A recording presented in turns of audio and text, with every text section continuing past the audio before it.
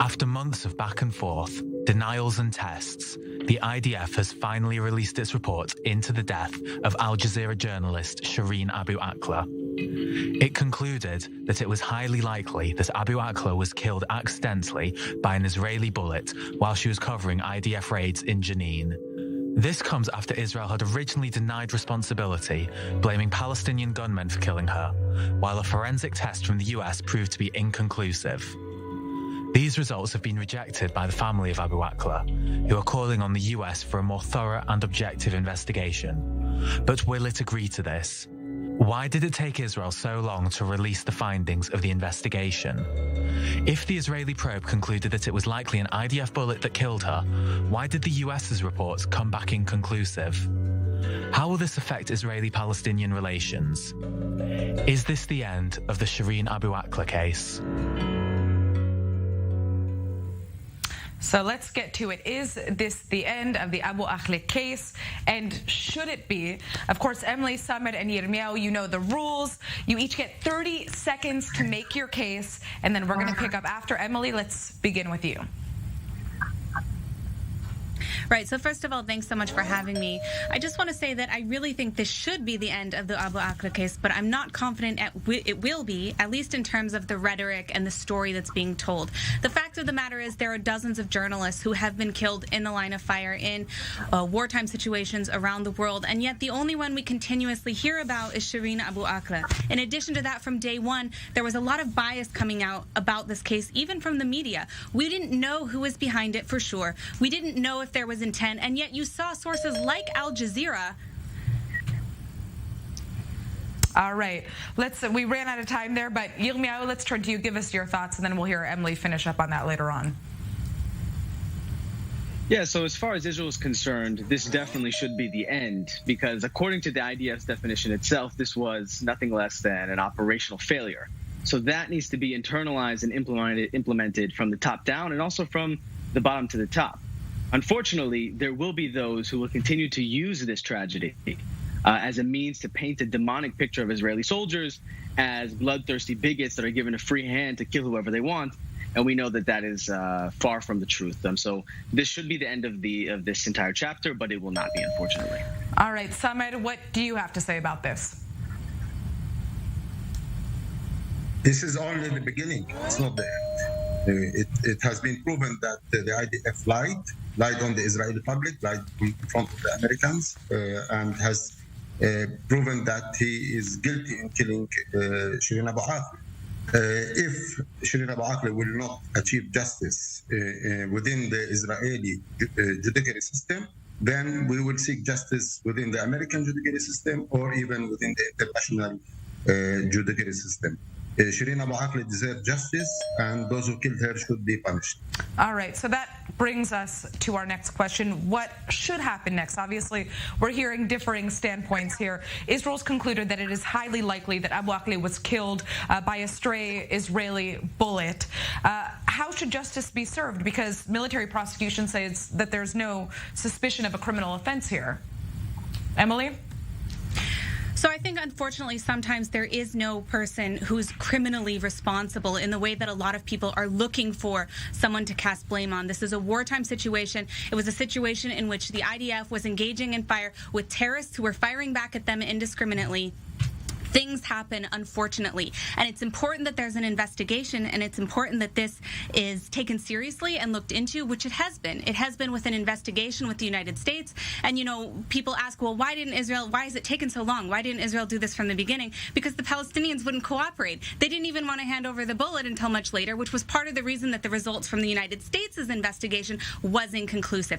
In addition to that, and I think this is the most important thing, well, it's obviously tragic that Shireen was killed during her journalistic duties. It's also important to remember that the likelihood of this being any kind of intentional killing by the Palestinians or by IDF soldiers just isn't logical, especially for Israel's side. It's not in the IDF's interest to be executing journalists. And it's also not in the IDF's interest to put out the statement that they had, which actually lends it more credibility, the report that just came out. Samer, I'd like to hear your response to that. Well, I am very upset about the lack of morality for the Israeli media and those activists who continue to defend such crimes. Shireen Abu Akleh has been treated as a second-class citizen, being a Jerusalemite Palestinian living in Jerusalem, and now it seems that the American administration is treating her also as a second-class American citizen. But her family, her friends, and Al Jazeera and the international community has enough resources to go until the end. Justice should come to Shireen Abu Akleh. There is no justification for any person at any circumstances just to shoot and kill innocent people. She was just doing her duty as a journalist, and she should have been protected. It has been proven by the CNN, it has been proven by Washington Post, New York Times, that there has been no exchange of fire at the time that she was shot. And unfortunately, since the rules for opening fire, for engagement by the Israeli IDF allows any soldier to shoot and kill any Palestinian, we are killed like dogs in the street. Or sorry, we are killed like Palestinians, because in Israel, dogs are not allowed to be shooted. We are killed in the streets and nobody pays. I didn't see one case where Israeli took responsibility of killing innocent Palestinians, even kids. That's absolutely false. I'm sorry, that's absolutely false. In the last operation this happened, the IDF released a statement after the fact taking responsibility for civilians, some of which included children who were killed in an airstrike. Some of them were killed by Islamic Jihad, but Israel does take responsibility. They take these cases extremely seriously, and they do investigate them in depth. That's completely false. Give me one case that the IDF compensated one Palestinian for shooting and killing him. One case. So before it was zero cases, before there were zero cases of the IDF taking responsibility, but now there's one? Not a single case that the Palestinian was compensated. This is terrible. This is pure apartheid. This is discrimination. Palestinians' life have a value, and everybody should respect. There is some. I'm sorry, but that's not true. And the way that it's been reported already is significantly more than any other journalist who has come under attack, and you know that. I'd like to turn to our next question. I want you, I know it's hard, but try not to speak over each other so we can both hear what you're saying. There are reports that the United States wants Israel to change its rules of engagement following Shireen's shooting. What can we expect out of that? And should Israel change its rules of engagement? Maybe, Yirmiyahu, you want to give us your thoughts on that? Of course, I think it's incredibly tragic that the death of Shireen Abu Akleh during her job as a reporter is being used as yet another weapon to basically demonize one side over the other. What we're talking about in terms of the context in which she was killed was a bloody shootout between the IDF and Palestinian Islamic Jihad terrorists in Jenin. Now, the IDF didn't go there to walk in the park. They went there because this was just in the wake of a long spate of terror attacks, which took the lives of many Israeli civilians. Now, the fact that she was killed in this shootout was incredibly tragic. And for anybody who actually cares about justice for Shireen Abu Akleh would, at that very moment, taken a step back and said, let's let the combat forensic specialists take a look at this. Yet, unfortunately, people like Samir, as I'm hearing right now, would rather jump to conclusions without having any specialization in this field and not understanding that in the fog of war, people get killed. It's horrible and it's tragic, and we need to do as much as possible in order to reduce that. And the fact that the IDF has been forthcoming in to say, hey, looks like one of our soldiers likely killed her accidentally. Because again, this picture of Israeli soldiers going in there with the mission to kill reporters is just purely libelous. And it doesn't get us any closer to justice for Israelis nor for Palestinians, and certainly not for Shireen Abu Akleh. Samer, would you like to respond to that? Well, nobody says that the IDF has an intention to assassinate Shireen Abu Akleh, but the IDF can kill any Palestinian without paying any price. And this should stop, and it should stop immediately. The whole regulations for opening fire should be changed. The whole occupation should end. Palestinians need to live freely, and we can find ways where we can live together. Unfortunately, we are seeing more and more that Israelis are dreaming to live as much as possible, occupying another 7 million Palestinians. We are now 50% Palestinians living between the river of Jordan and the Mediterranean, with 50% Jews, and there is no other way than coexisting and sharing this land. the only way to have this happening, Israelis should shift and try to understand that we need to share this land, that we equally belong to this land. We equally have historical rights to this land, and we can survive together. We can see each other as the solution to each other, not the problem to each other. But continuing defending crimes, this is state terror. Killing an innocent Palestinian lady that is doing journalism. She has a duty of reporting to the people, to the outside world, with a very famous international TV channel like Al Jazeera, shooting and killing her and walking away the door without paying a price. This is too much to understand. This mentality should change. You should start taking responsibility on the crimes. Yes, violence should be stopped and freezed from all sides. But you're intentionally misrepresenting the events which occurred. We're talking about a wartime situation. They didn't walk up on the street and shoot a journalist. And the Mediterranean is the IDF. The IDF is the most well-equipped, well-trained, and the most violent organization. The amount of violence that they commit every day by collective punishment, by taking the innocent lives as collateral damage. Emily, I'd like to hear Emily's response to what you're saying, Samad. And I actually agree with Samad that we need to be able to live together in peace. I don't see a future otherwise. Well, the other things that you're saying to them are factually incorrect. They're factually incorrect. And they're misrepresentations not only of Israel, of the IDF, of the obligations that they have and how they handle internal investigations when incidents like this occur. I'm sorry, but it's completely false. And on the one hand, you're claiming we don't have a future unless we recognize each other and recognize each other's rights to this land, to live here. And on the other hand, you're completely misrepresenting intentionally what happened in the Shireen Abu Akleh case. The IDF did not go in and shoot an innocent Palestinian on the street. This was a terrorist situation where they were dealing with gunfire from Palestinian terrorists. That's why they were there in the first place. What you're claiming right now is misrepresenting the facts of the situation intentionally in order to demonize the state of Israel.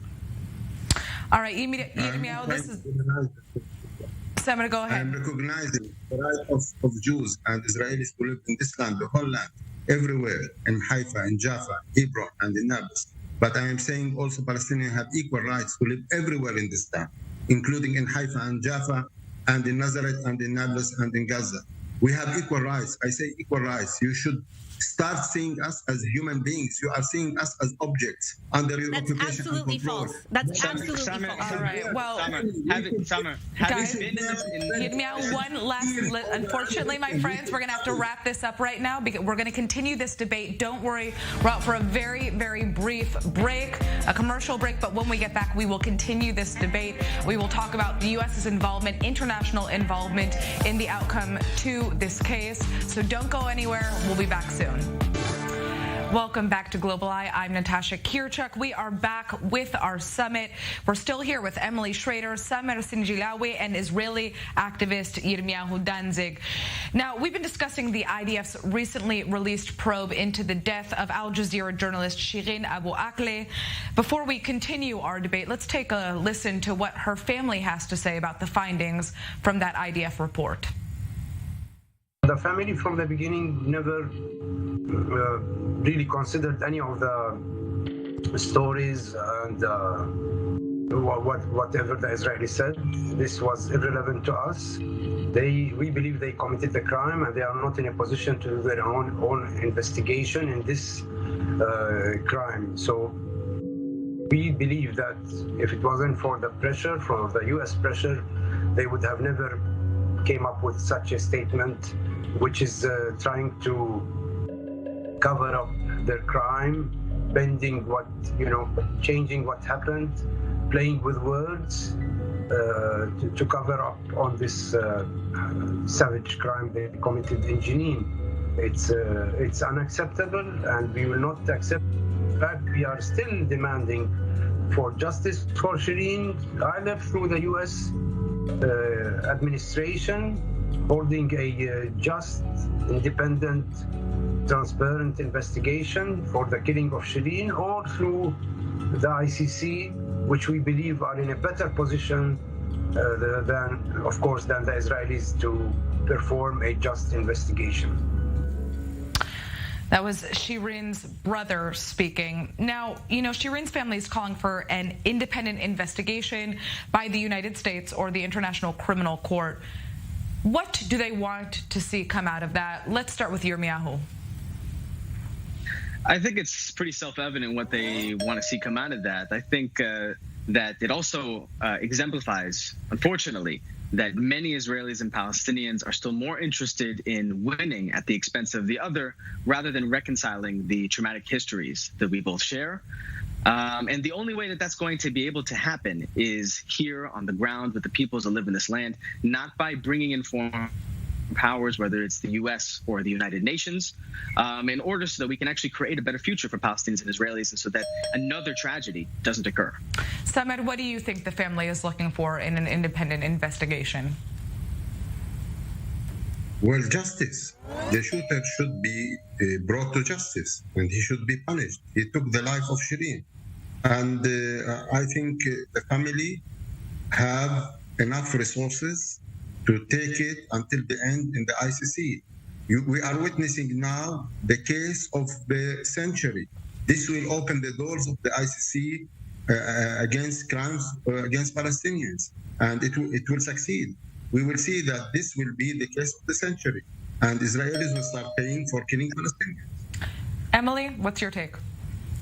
So I think it's very obvious that the family is looking for someone to blame criminal responsibility for. Unfortunately, I just don't think that's the case on this issue, and there's no logic behind that argument in the first place.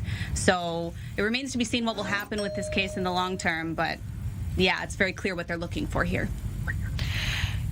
If Israel is showing some form of accountability by essentially saying the shooting did take place, or what's highly likely to have been taking place by a stray bullet by the IDF, due to error, of course, by accident, why did the U.S.'s investigation end up coming back inconclusive?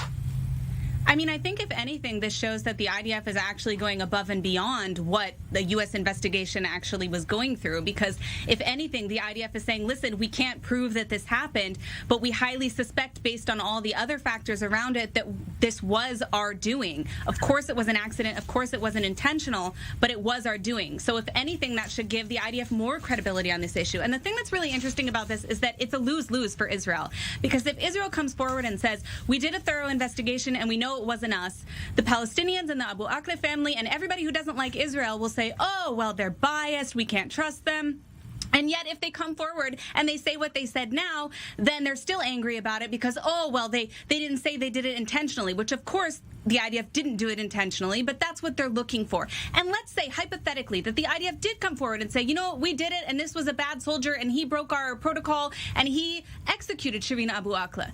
Okay, then what? They'll still be unhappy. So no matter what happens on this issue, it's never going to be enough for them, which is part of the reason that this isn't really about Shireen. It isn't really about how she died and the tragic circumstances which took place. This is about demonizing Israel again. Samed, I'd like to go back to you, because when we're talking about an independent investigation potentially taking place by the United States or the ICC, what is the family exactly looking for? What do they want to see happen? Who do they want to see held accountable? The person who shot her, whoever he is. It's clear that he is an officer of the Quran. It's clear that the bullet came from an Israeli weapon, and the officer should come to justice. If Israel will continue giving immunity to soldiers against killing Palestinians, then we will look for another judicial system. It could be the American. There is a lot of cases where Israelis chosen the American judicial system to file cases against Palestinians killing Israelis. Then the family can do the same. It can file a case in the USA against the whole Israeli army and the officer who has shot. If not, then we will go to the ICC. The diplomatic relations between the current administration and the government of Lapid is very delicate. Mm-hmm. Each one is trying to help the other to avoid, the Democrats are trying to avoid Netanyahu coming back to power, and Lapid is trying to avoid Trump coming back to power. So they are not really, the Americans are not really putting a lot of diplomatic pressure on Israel in this case because of the delicacy of the situation. Now there are elections in Israel, There is a lot of noise in Washington, D.C. There is around 100 senators and congressmen that are asking for justice for Shireen Abu Akleh. The biggest, the most important media outlets, CNN, New York Times, Washington Post, they all have concluded that it was killed by the Israeli army, and they are all pressuring to have justice for Shireen. This cannot stop. So I'd like to. It will continue on. So, Samad, I'd like to turn to Yirmiyahu now. What kind of involvement do you think that the international community should have in a case like this? Does the international community have a right to be involved in this beyond the United States, given the fact that Shireen is an American citizen? I think that they don't have a right at all, because I think they've proven themselves to be a biased actor in this conflict, and therefore the only type of real expectation for justice will be one which both sides in the conflict, directly involved in the conflict, are able to come together and say, you know what, let's try and be rational about this, right? We need to look past our immediate traumas and start trying to create a joint effort in order to find justice. And I want to, with all due respect, ask Samer, where did you get your degree in combat forensics? Because anybody that knows the basics of combat forensics knows that the second that the chain of custody has been disrupted, there's no such thing as absolute certainty. And that's why from the beginning, when the PA took the bullet and came to the scene and started moving things around, there is no possibility of there being absolute certainty. And despite that, the IDF has made an effort to try and take responsibility in this issue. Right. And again, this is something which you would only know if you were ever in a situation in which there was the fog of war, in which it was very unclear where the bullets are coming from. All right. So anybody who's been in combat could tell you. So final question here. Is there any outcome that can satisfy both sides? Emily, quick answer, and then Simon, a quick answer. I don't think that there's any answer that's going to satisfy the Abu Akleh family, the Palestinian side. As I said, all the scenarios that play out, somebody's unhappy. I also want to say that I just think it's ridiculous this is even a discussion that we're having when there are dozens of journalists who have been killed, including Nizar Banat, by the Palestinian Authority in the West Bank, and no Palestinians or Palestinian activists cared.